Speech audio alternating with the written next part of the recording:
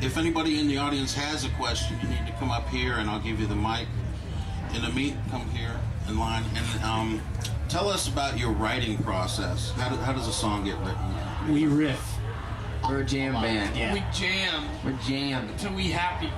I lost my name tag. You can have it. I pretty much just start shredding, and then Aaron starts splitting, and then Chris starts scratching, and Steve starts gurgling. Then and we bring in the we're in the acapella. studio. We do the acapella vocals for a little while, and then, Since Define the Gray Line is a little heavier than They're Only Chasing Safety, I want to know what prompted you to change the heaviness of the album. Well, it wasn't anything that was really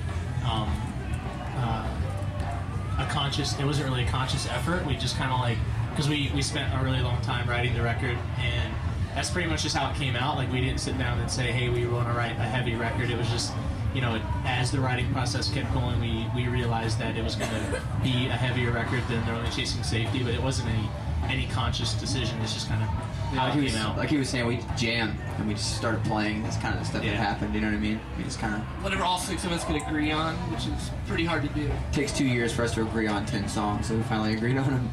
Yeah. Something headbang friendly. Yes.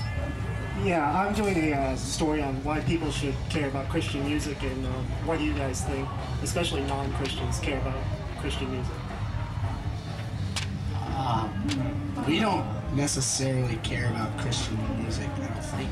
Like, music's music. Like, music can move you, whether it's, Mozart or, written by, a preacher's son. It's like, music is a very powerful thing, and I think, as long as you're doing it from the heart and you're writing quality music, people are going to take notice, whether it's Christian or not. And I think the way to get Christian music noticed, if that's what you're trying to figure out, is for Christian musicians to step up and be solid musicians and be good bands, and it's happening. A lot of the bands on today's bill are all Norma Jean's on Ozfest, As Lay Dying's on Sounds of the Underground. Just do what you want to do and be good at it and work hard at it, and people take notice, and they'll learn to respect you, even if they don't respect what your beliefs behind your music are. On the Warped Tour, do you have any trouble with other people or bands, or just any disrespect? No, it's funny, because toward the beginning of the tour, the guys in a band called No Effects, they were pretty not cool with us being a Christian band, but it was cool because they just came up and we hung out with them for a while, and it was cool. Now we hang out with them all the time. It's just it's a whole thing of being respectful of what people believe, and being hey, this is what I believe, and this is what I believe the truth is. But if you don't believe that doesn't mean that we can't hang out and be friends and talk about rock and roll or movies or whatever it is. And I believe that that's the way Jesus would be if he was here now. He'd just go and hang out with everybody, and if people want to talk about religion, Christianity, whatever, do it. But if not, then hang. And yeah. All right. You guys have been receiving lots of popularity lately, really rising. And you guys seem to be taking that really well. And how do you do that without getting big heads? We're not very cool people, so that we know we're helps. not cool. Yeah. We tell people we're not cool. Sometimes they believe us, sometimes they don't. But that's pretty much the gist of it.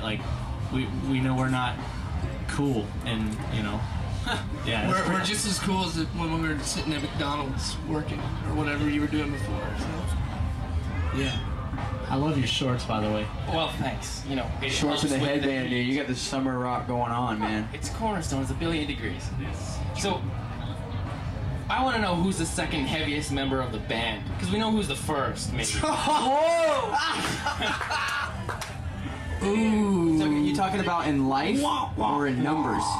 Second heaviest, on the scale. Maybe one of each, second heaviest numbers in life. Grant's the second heaviest in numbers. Nice. Grant, I think, is by far the second heaviest in numbers and weight. Oh. Isn't he? No, I said in life or in numbers. Oh, I thought he was talking about size.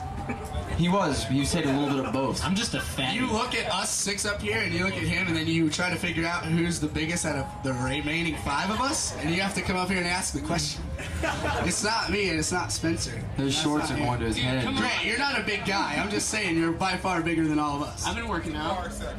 Catching up. He's second. He's the second heaviest member of Underoath, the second heaviest man.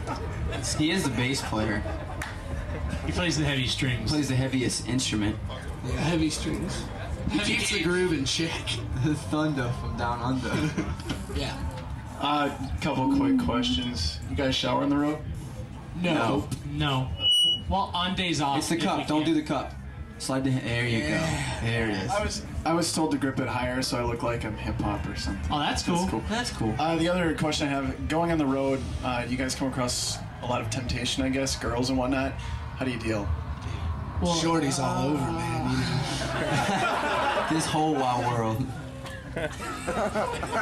You still can't do that, can you? No, you do, but it's like the same as if you're at home. Like, if I was, I don't know, maybe if I was like working at a fish market, people wouldn't want to talk to me. I don't know. But it's like the same, isn't it the same thing? Like, yeah, you struggle with like sexual stuff and like mind wandering and language and whatever else you may consider a struggle in your life, whether you're at home or on the road. So we've been on the road since we were 17, so we've just learned how to cope with it. We don't really know anything else. It's kind of weird when we're at home, like in a stable environment. So we're kind of used to going and just dealing with it and making it happen. Yeah, I think the thing is when people think about being on the road and like the whole like girl thing and temptation, like those girls are it's pretty much in a way the same girl in every city. So it's like it's not anything that's a temptation to any of us really. It's just kind of like a oh yeah, there's that girl kind of thing. It's not anything that huh? Molly Connolly. That's the name for the girl in every city. Molly Connolly. But yeah, no, yeah, like, it's not like the movies where you're like backstage and like 5 naked chicks like try to like jump you. Like, it's seriously like, if you don't put yourself in a situation, like, you're not there. It's like, so if you want to go find trouble, you're more than welcome to go find it, and you definitely will. But if you have any sort of common sense, you won't. And when you do like stray a little bit, like, you have 5 dudes to pick you back up. So it's like kind of like keep each other in check and make it happen. And yeah, it's definitely not what you think it is either. There's not like beer doesn't flow out of the bus faucets and like there's like girls at every truck stop. It's not like that. You know what I mean? Like, my mom always would ask me like a year or two ago. She's like, "What's it like? Is there these crazy girls everywhere?" It's not really like that. You know what I mean? You live there. You know what I mean? So it's not like as much as you might think.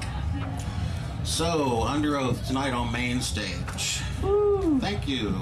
Thank you, Tony. We're going to walk you over there to the board and have you sign our sign-in board. And We'll sign just under August Burns Red, just right under them.